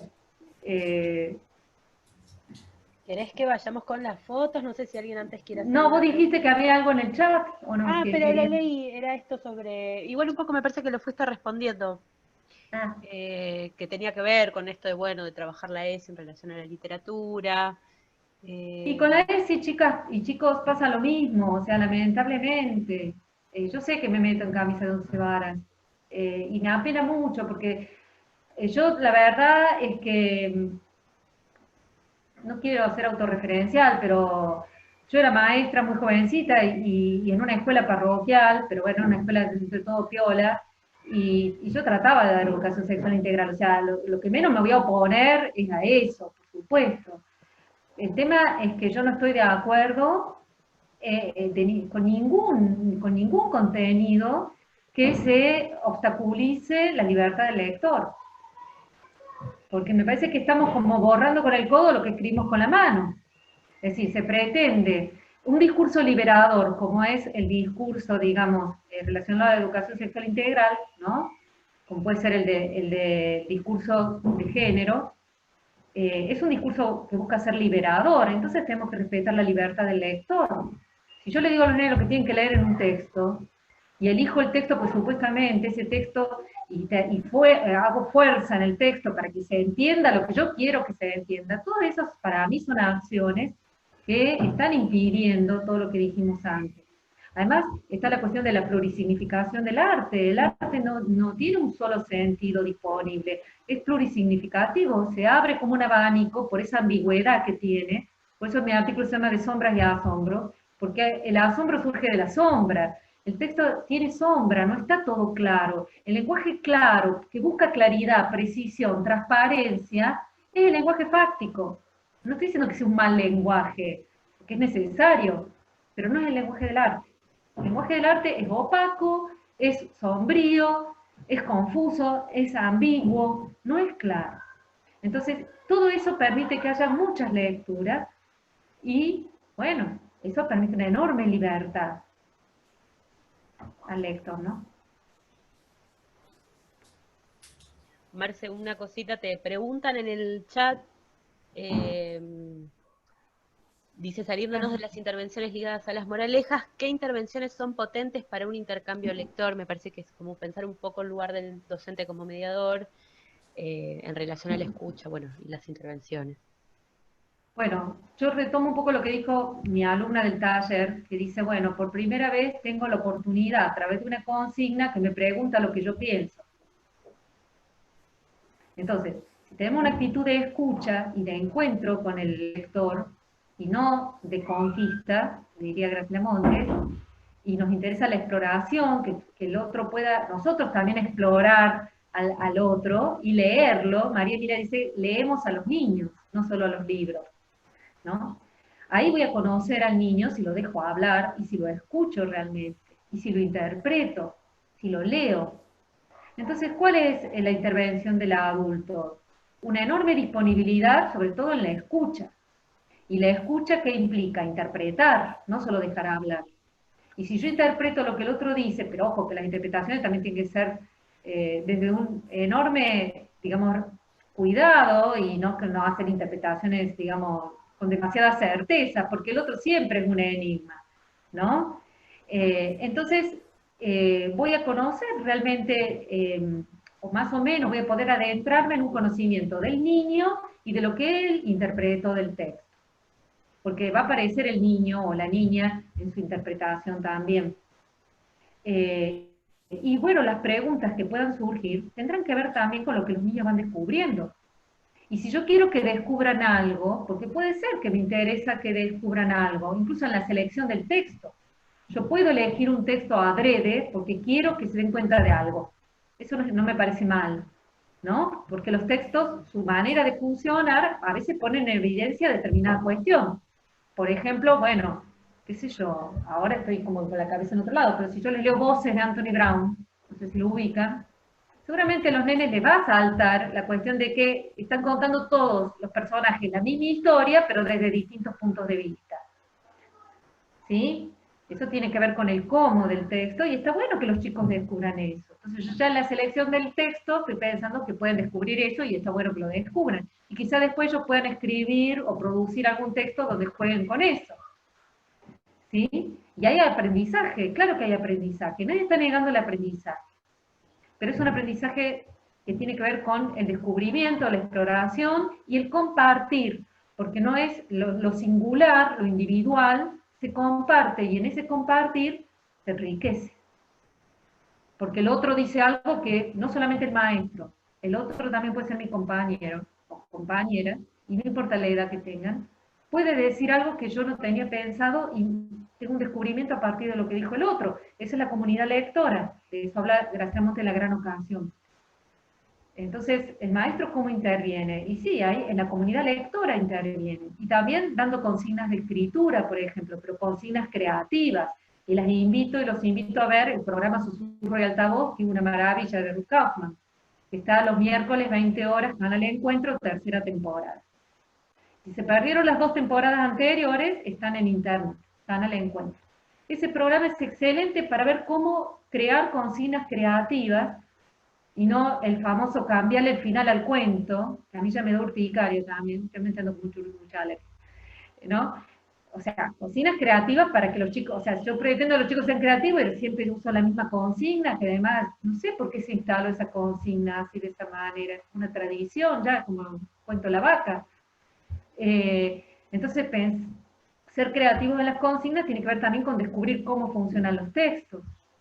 Mi intervención, ¿cuál va a ser? Crear consignas creativas a partir de lecturas de textos también, y dar la oportunidad a que los chicos puedan producir sus textos y saber escuchar esos textos que los chicos produjeron. Y no ir a la corrección de la ortografía ahí, ¡pum!, primero. Y nada de escuchar lo que el chico pudo hacer. Pero bueno, ese ya es otro tema que si quieren hacemos otro foro, el taller de escritura. Pero la intervención del maestro va en la selección del texto, en la escucha atenta, la interpretación de lo que los chicos dicen, las preguntas del maestro en relación a la conversación literaria, el ofrecer un texto para producir determinadas, digamos, descubrimientos, pero no necesariamente imponer lecturas, no eso. Tratar de correrse de uno mismo, que a veces es difícil, yo no digo que sea fácil, y dejar que sean los demás los que construyan sus lecturas. Todas las lecturas de los niños son súper válidas.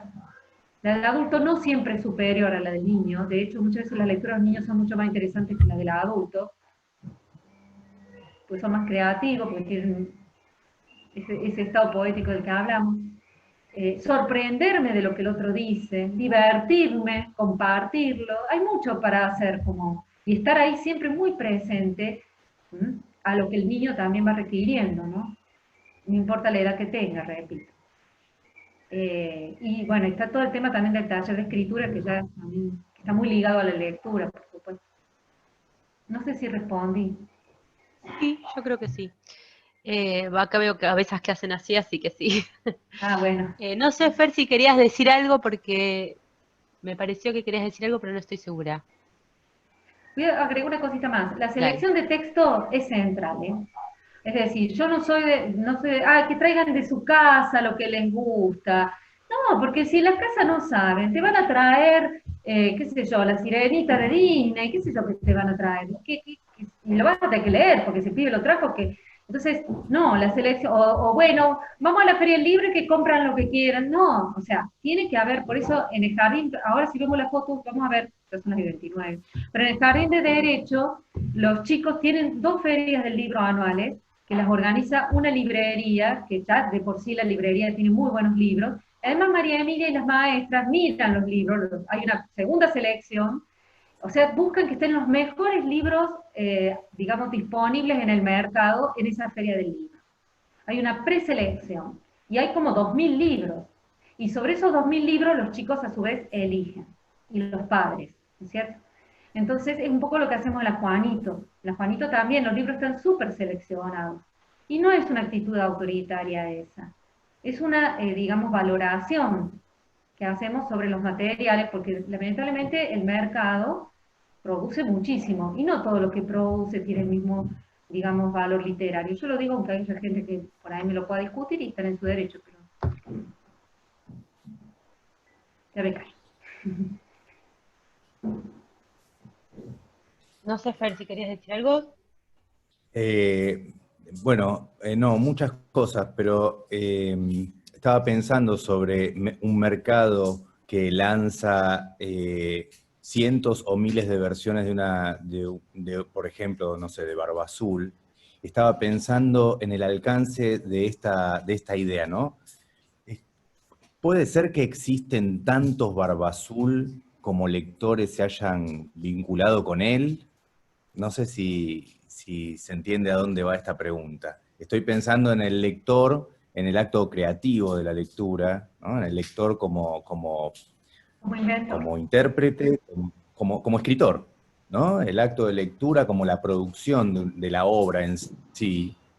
Y entonces en algún momento pienso, bueno, ¿cuántos Barba Azul hay? ¿Cuántas versiones hay? Bueno, tal vez tantas como lectores, ¿no? Entonces, no sé, me pregunto hasta dónde el alcance de esta idea. Y hasta dónde no es una posición política eso, pensarla, ¿no? Por supuesto que es política. Yo estoy convencida que todo esto es político. Y es revolucionario también. Y lo tomo del poema de Pizarnik. Yo creo que es revolucionario porque va en contra de la lógica que nos maneja. Sí, yo creo que cada lector es un escritor, y los escritores son lectores, no solo porque leen otros libros, sino porque escribir es un acto de lectura también, de algún modo. Y sí, cada lector es un escritor, y hay tantos Barbazules como Borges lo dice hermoso, dice, tomando Berkeley, en una clase que habla de poesía, dice, el sabor no está en la manzana ni en el que se la come. El sabor de la manzana está en el encuentro entre esa manzana y y la persona que se la come, ¿no? Y en ese encuentro, dice él, pasa lo mismo con los libros, o con una colección de libros. Dice, la lectura no está en el lector, tampoco está en el libro, está en el encuentro de ese único lector, con todo lo que ese lector trae, toda su vida, su visión del mundo, sus experiencias, todo, lo intelectual, lo afectivo, todo. Y el libro, que el libro le tiene una propuesta, ¿no?, de creación. Y el lector va a hacer con esa propuesta de creación lo que quiera o lo que pueda. Perro de nuevo. Así que sí, Fernando, a mí me parece que sí, que hay tantos Barbazules como lectores. Pero otra cosa es que en el mercado haya muchos Barbazules. Pues esa primera parte no te la entendí, porque eso es otra cosa. Que eso es más complicado, y si quieren yo les puedo tirar un texto que hace varios años escribí sobre el tema de las adaptaciones. Los clásicos, que vos tomás un clásico, Barba Azul, son lamentablemente adaptados. Y hay buenas adaptaciones de los clásicos, excelentes adaptaciones, pero en su mayoría lo que la gente accede es a adaptaciones que tienen una representación del lector muy ligada al mercado. Entonces, ¿qué se busca? Conformar a la mayoría. Y para conformar a la mayoría es para vender más. Y para conformar a la mayoría tenés que caer en el estereotipo, la repetición, y se pierde de los originales el hábito. Así que el tema de las versiones publicadas de los libros es otro tema aparte, y necesitaríamos otra clase para eso. Siempre serás bienvenida en la diplomatura. Si quieren cerramos viendo las fotos, ¿no? Dale. Sí. Son muy hermosas. Y además hay un par de las Juanito también, para que después nos vayan a visitar. Contá un poco, Marce, si querés, de la Juanito, porque no sé si todas conocen la experiencia, así que... Ahí pueden ver. ¿Sí? Sí, bueno, cuando lleguemos a la Juanito les contamos de la Juanito, y Guada si querés también. Bueno, esta es de Jardín Maternal de Derecho. Yo no voy a abrir la bocota. Bueno, una cosa que mis alumnas me preguntan es, ¿y los libros mudos? ¿Hay que inventarle la historia a los chicos? Yo digo, no. O sea, el libro que no tiene texto escrito, porque tiene el texto de las ilustraciones, ¿cómo le vas a inventar vos una historia? Si el libro no la tiene, o sea, la tiene, pero para que la invente el lector, ¿no es cierto? Si el maestro inventa una historia para los chicos a partir de un libro que no tiene texto escrito, está imponiendo su lectura a los chicos. A lo sumo el maestro tiene que escuchar qué van inventando los pibes, ¿no? Tiro esta porque es una pregunta frecuente con los libros que no tienen texto. Bueno, y van a encontrar en YouTube un montón de gente, adultos, imponiéndole su lectura de un libro sin texto a los chicos. Bueno, miren esto. Si alguien quiere decir algo, por supuesto está habilitado. Pero recuerden lo que leí al principio de Sendak, ¿no? Esto de la amorosidad, el encuentro, el vínculo a través de un libro con un papá, una mamá o un maestro, o quien lo cuida al pequeño, ¿no?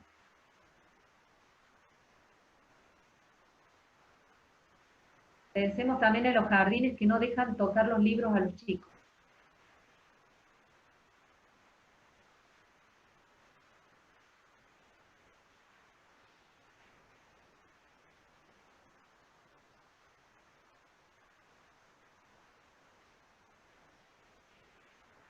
Fíjense, esta es Morena, no tiene 2 años.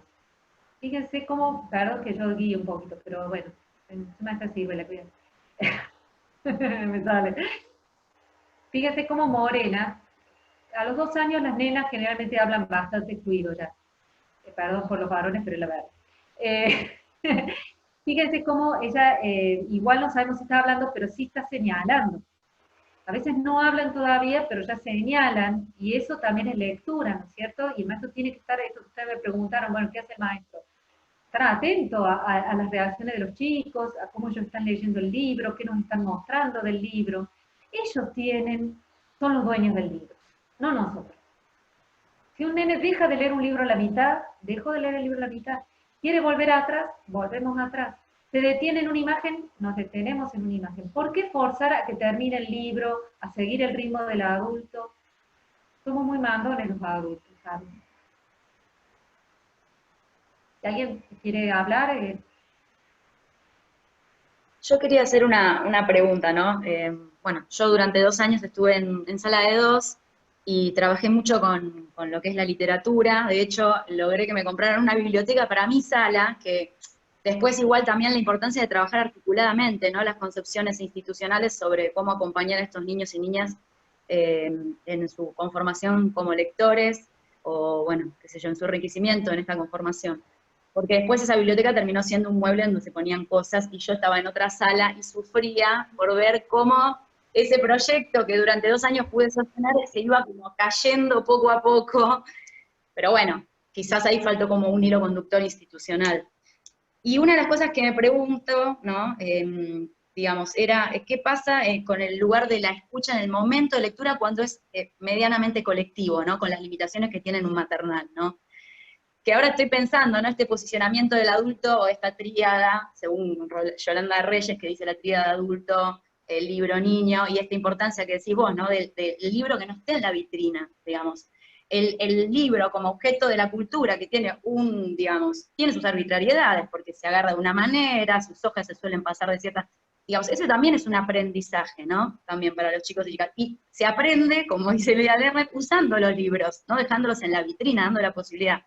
Entonces, bueno, nada, yo tenía la biblioteca con todos los libros así, pero a mí lo que pregunto, yo hacía contratos a veces con los chicos, pero ahora también me estoy poniendo en cuestión eso, ¿no? Durante el momento de la lectura.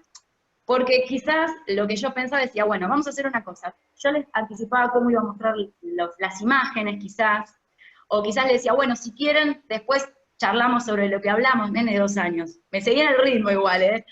Pero digo... Pobres. Pobrecito, porque digo, yo pensaba a veces en un cine, ¿no? Digamos, vos estás en una película y alguien te está hablando todo el tiempo. Yo lo hago. A veces estoy viendo algo, una película con alguien y estoy interviniendo, pensando lo que digo, o sea, diciendo lo que pienso y todo esto. Digo, a ver, ¿qué limitaciones y qué potencialidades tiene el mientras tanto, el mientras se lee? ¿Cómo, digamos, yo me pregunto este posicionamiento que tenía, si en realidad estaba bueno o no? Digo, pero... Yo te respondo un poco lo que dice María Emilia, que es la que sabe de esto. Ella dice que en maternal hay que evitar las rondas, sí, las rondas colectivas, porque eso es imponerle a los chicos el ritmo del adulto, porque si tenés 20 pibes o 15 pibes y pretendés que todos te vayan siguiendo a vos, es como contra natura, digamos. Entonces ella dice, que no, que lo que tiene que haber es, vos has visto un poquito los videos recién, que había libros por todos lados, y está la maestra que está disponible, no una, no, yo no soy de maternal y a veces no tengo tan claro la dinámica, pero sé que hay generalmente en los grupos hay más de un adulto, ¿no es cierto? Está el ayudante, otro. Entonces, los adultos disponibles siempre, ¿sí? Pero los niños también tienen autonomía de lectura, es decir, se trata de libros ilustrados y ellos solitos exploran, vos viste grupos leyendo solo los pibes. Entonces, si notaron los que leían la enciclopedia, había una nena que ella decodificaba, leía los títulos, y esa nena tenía 3 años, y ni jamás le enseñaron, jamás alfabetizan en el jardín, ¿eh? No, no alfabetizan. Pero yo no digo, terminé, discúlpame. Entonces, lo que María Emilia plantea es no ir a la ronda, sino trabajar en pequeños grupos, que los chicos exploren, que puedan leer solitos, que puedan hacer pequeños grupos entre ellos, que la maestra trabaje con 1, con 2, a veces se suman más, ya vamos a ver en fotos, pero no el grupo de 20, 15 pibes que te tiene que seguir a vos. No, no, Después con el tiempo eso se va armando también, ¿no? No es que sea imposible de lograr, pero no maternal posiblemente. Bueno, Sí. yo quiero decir una cosa a favor, digamos, mía o de esas prácticas. Yo había en un momento de lectura exploratoria, yo veo a un grupo de 4 niños, una nena y 3 nenes alrededor leyendo un cuento que les encantaba. Y la nena era la que, digamos, compartía la lectura con los demás niños y niñas, haciendo algunas acciones que quizás era bueno, pasaba las hojas, les mostraba las imágenes, y todos alrededor de esa nena, digamos, compartiendo esa lectura, y yo estaba como por fuera, digamos observando. Digamos, creo que en algún punto tampoco fue una acción, digamos, que no por aportar algo a ellos como lectores, digamos, no digo algo colectivo permanente, pero se puede mechar entre este tipo de acciones, lo exploratorio y quizás algo en pequeños grupos. ¿A qué te referís con lo exploratorio? ¿Qué sería lo exploratorio? No, quizás momentos más individuales donde cada uno puede agarrar el libro y el adulto observa e intervenga en función de eso que está surgiendo, digamos. Claro, lo que pasa es que eso es leer también. Por eso. Vos viste cómo Cielo estaba mirando el libro de Anthony Brown y lo leía de atrás para adelante a los japonés, ¿no? Y en algún momento se interrumpía y le gritaba a los compañeros, después seguía mirando. Está leyendo Sí. a su manera. Sí. O sea, es importante que por eso, ¿sabes por qué hago la diferencia? Porque si bien leer es explorar también, pero no pensar que si un niño está manipulando solito un libro, porque no puede decodificar, no está leyendo. Está leyendo. No, lo aclaro más allá de lo que vos dijiste, en general, porque por ahí sirve la aclaración, porque si no, a los niños, esto es aparte, lo digo porque viene bien la aclaración, porque si no a los pibes se le da cualquier libro, total está explorando, está descubriendo cómo se maneja un libro, así que le puedo dar cualquier porquería, y no es así. Le tengo que dar un buen libro, porque el nene está leyendo y está construyendo metáforas, significados, simbolizando, está haciendo un montón de operaciones que tienen que ver con lo psíquico, con el lenguaje, y le tengo que ofrecer un buen libro, nada de cualquier cosa, total, está aprendiendo cómo manejar las páginas. ¿No es cierto? Que eso no es eso, es leer, están leyendo, por eso le damos buenos libros. Y María Emilia dice que al principio los niños arrojan, chupan, muerden, y todo eso es muy lícito, porque tiene que ver con que ellos entiendan que el libro es un juguete. Pero luego, de a poco, como dice Lerner, que vos también señalaste, la propia práctica de lectura hace que los chicos, como ustedes vieron en los videos, empiezan a los 2 años, y si no antes, a manipular los libros perfectamente. A los 2 años ya no solamente manipulan de manera motriz, sino que, si acá justo tenía yo anotado todas las cosas que hacen a los 2 años, todo lo que pueden construir un niño de 2 años con un libro, perfectamente, incluso diferenciar un libro de ficción de un libro informativo. Lo importante es tener conciencia que los niños de maternal leen, no solo están manipulando un libro, aunque al principio jueguen con él como un objeto. Después van a jugar con el libro, pero como libro, digamos. Siguen jugando, porque se juega siempre con los libros. ¿Sí? No sé si te sirve lo que estoy diciendo, más o menos. Más o menos. en el video del niño que está leyendo Anthony Brown, se ven algunas cosas, se deben ver, seguro se pueden ver muchísimas cosas, pero yo quería mencionar algo que quiero subrayar, que se ve que lo lee a lo japonés, pero el ambiente interviene, ahí se escuchan unos gritos, se escucha que levanta la cabeza y contesta, se ve que vuelve a agarrarlo, vuelve al libro y de repente empieza a señalar y a decir palabras. Se nota, a mí me da la sensación que empieza a tejer un significado o unos sentidos como cada vez más profundos en relación con el libro que está leyendo. Esa idea me da. Veo que hay un vínculo con lo que está pasando alrededor, que es parte de la lectura, un vínculo con esas páginas que van pasando, con las ilustraciones y también con la forma que conoce de leer, que ha visto y que ha experimentado. No sé, me parecía muy gráfico o muy visual cómo va construyendo una interpretación que se teje y avanza, y entonces cada vez necesita expresar esto que está construyendo de modos distintos, con los dedos, con palabras, volviendo a pasar otra página, ¿no? Quería señalar eso. Viste que después agarra otro libro y dice mamá, papá. Lo loco es que ese libro que ella va diciendo mamá, papá, es un libro sobre las familias. Y las ilustraciones son muy abstractas y se ven solo pedacitos de los personajes, se ven los pies, ¿no? Es un libro que mezcla la matemática con la familia, es un libro informativo.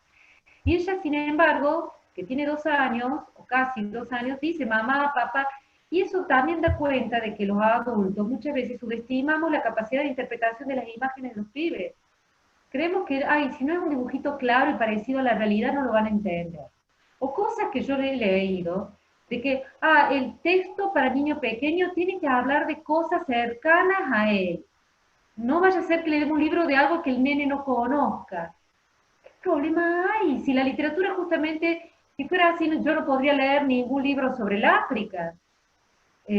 O sea, la literatura justamente es un abrir horizontes, y eso también se aplica a los bebés y a los niños pequeños, ¿no? Yo he llegado a leer dudas sobre si ofrecerle a un niño un poema de la luna porque quizá no vio nunca la luna.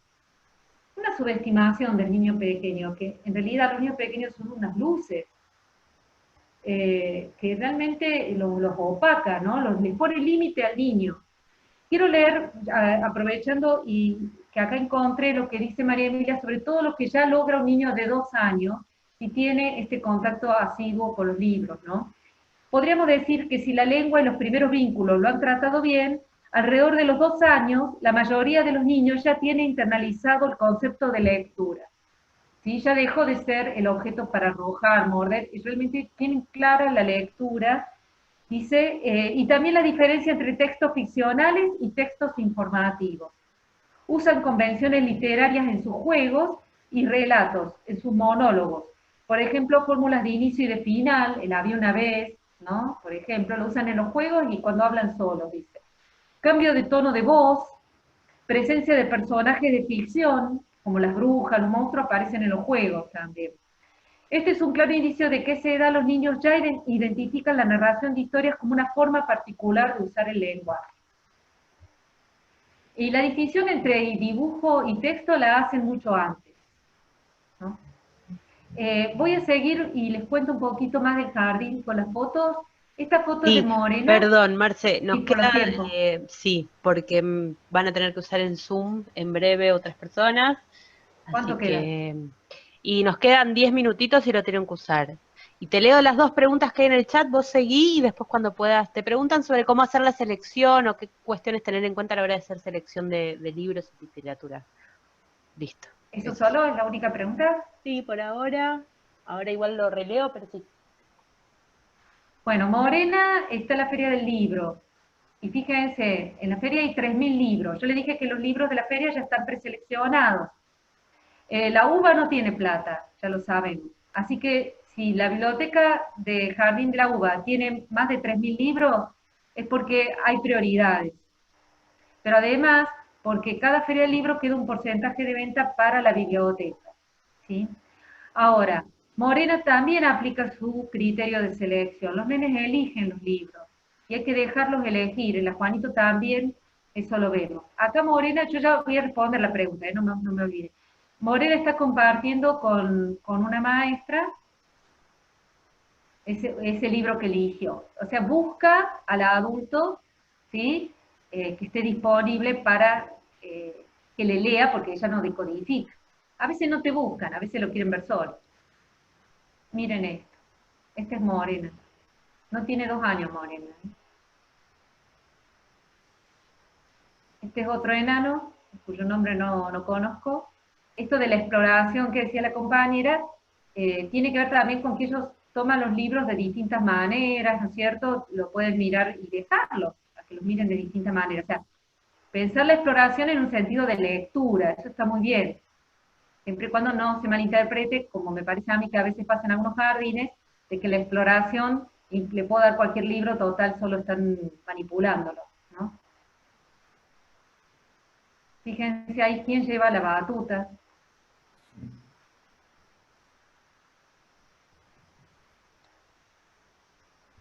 Respecto a la selección, quizá empiece a responder la pregunta. Ahí tiene un libro de Iris Rivera que es tapa blanda, hoja blanda, y está en maternal. O sea, los libros no se eligen por su materialidad.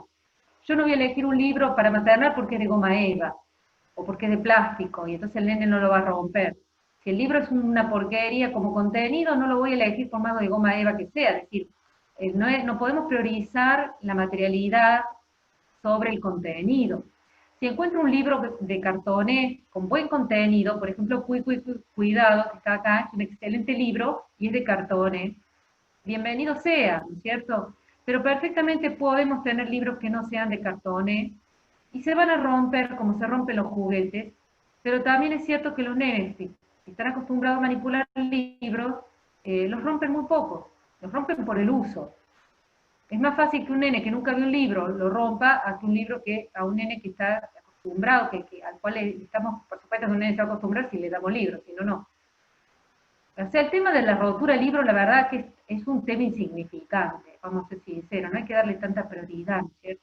Entonces la materialidad no es importante, lo importante es el contenido.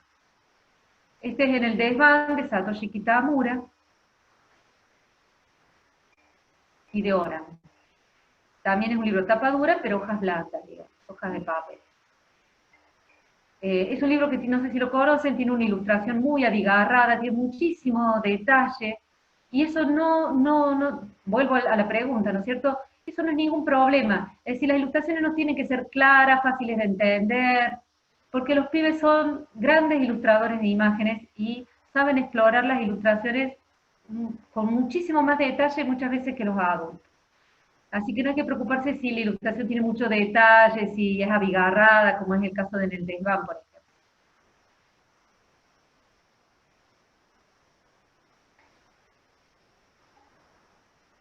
Y a veces leen solos, no necesitan del adulto, ¿cierto? Esta es una foto de la Juanito, donde un papá va con sus mellizos, pero estos mellizos también venían mucho con su mamá. O sea, los dos papás traían a los niños y dejaban sus bicicletas en el patio y entraban. Y los nenes eran quienes elegían los libros, que como ustedes pueden ver, están al alcance de ellos. Y bueno, y su papá les leía. Hay mucho para decir de esta foto.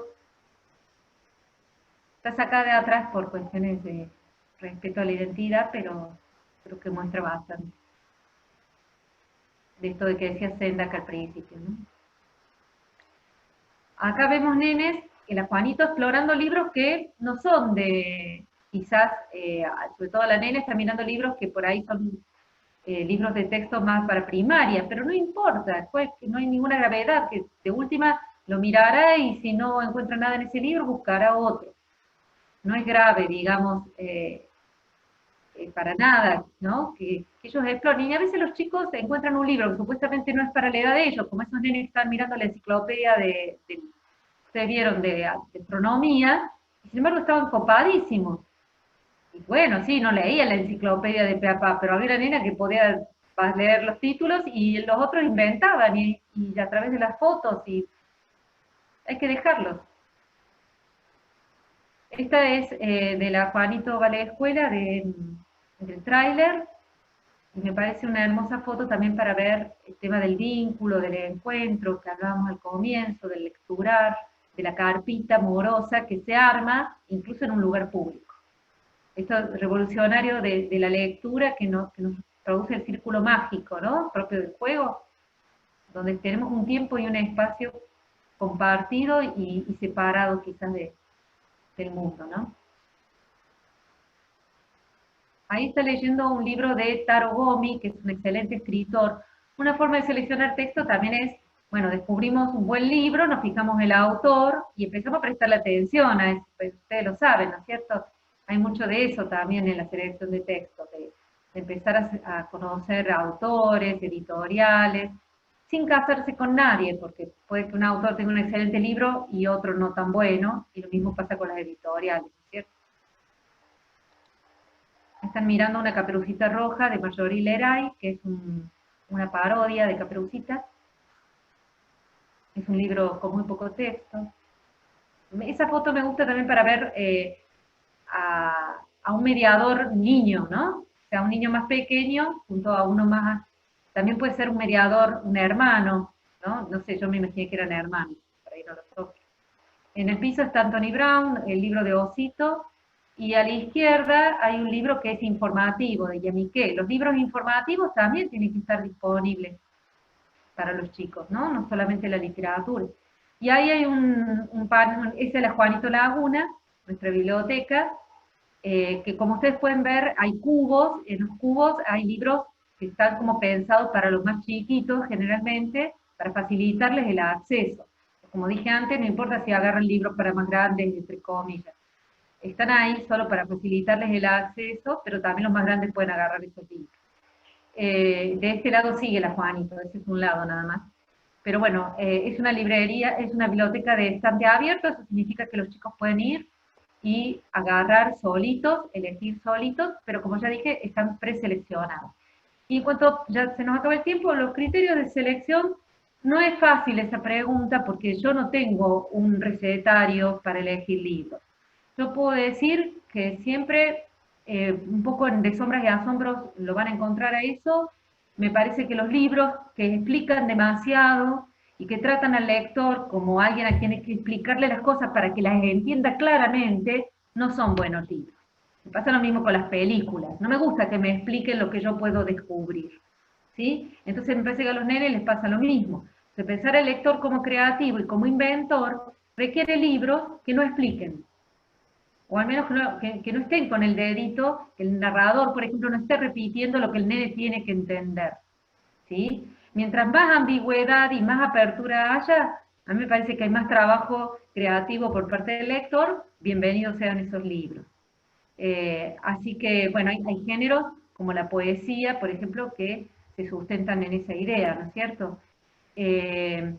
Y bueno, estar atenta a las ilustraciones, por supuesto, y correrme de todo lo que es estereotipo, ¿sí? Entonces, no me gusta la ilustración estereotipada o el texto estereotipado, quiero decir que repite la fórmula mercantil, ¿sí? Y por supuesto, esos textos que te llevan de la nariz para que te lleves una enseñanza a tu casa, no son, me parece a mí, textos tampoco que estén pensando en el lector como inventor. Entonces, correrse de lo repetido en el sentido de más de lo mismo, porque es una fórmula comercial que da éxito, y correrse de los libros que llevan de la nariz al lector para que entienda lo que yo quiero que entienda.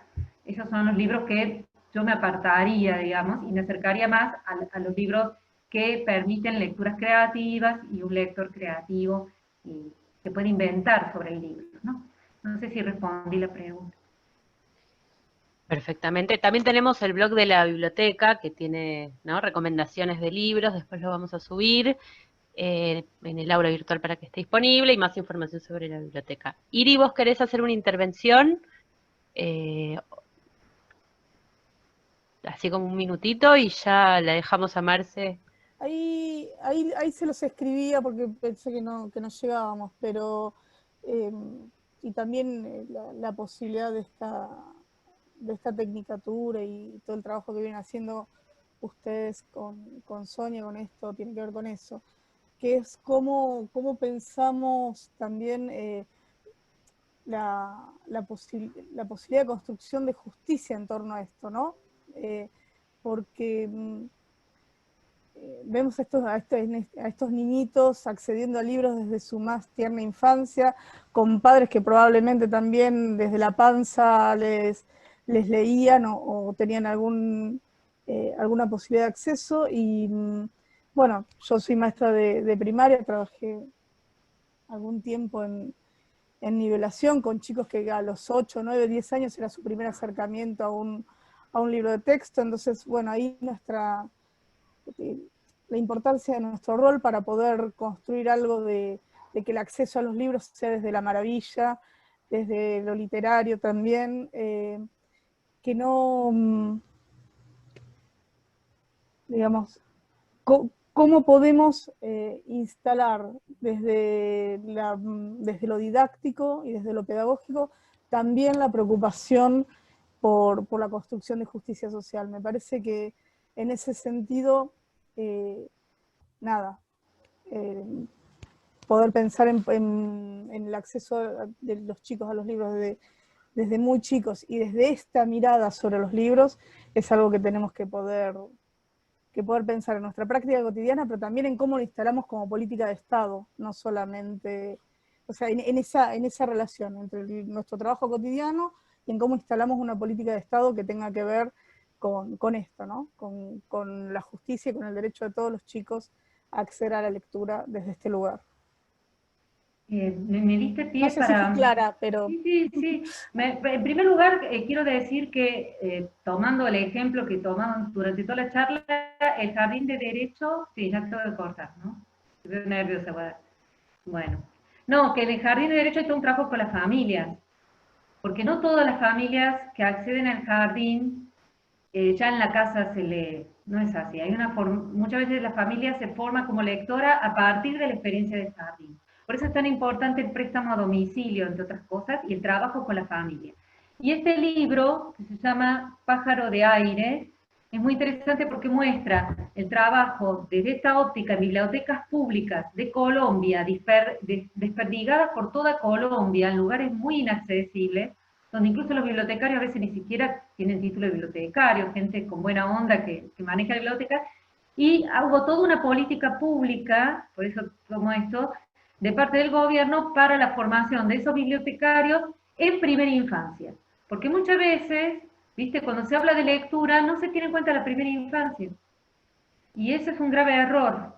Y hay que pensar, como estoy totalmente de acuerdo, Irina, las políticas públicas desde la primera infancia y las bibliotecas. Y las escuelas, por supuesto, también, ¿no? Sí, totalmente de acuerdo. Sí, además eso habla sobre cómo pensamos la infancia y qué infancia pensamos. Me parece muy interesante. Muchísimas gracias, Marce. También le quiero agradecer a Sonia, que está acá, Sonia Laborde, que estuvo ayudándonos desde siempre, trabajando mucho, es la coordinadora académica de trayectos de formación de UTE. Bueno, gracias, Irina, y de nuevo gracias, Marce, y a todos los que estuvieron acá, todos los que estuvieron acá. Subiremos esto pronto. Bueno, un abrazo, chicos. Gracias, Marce.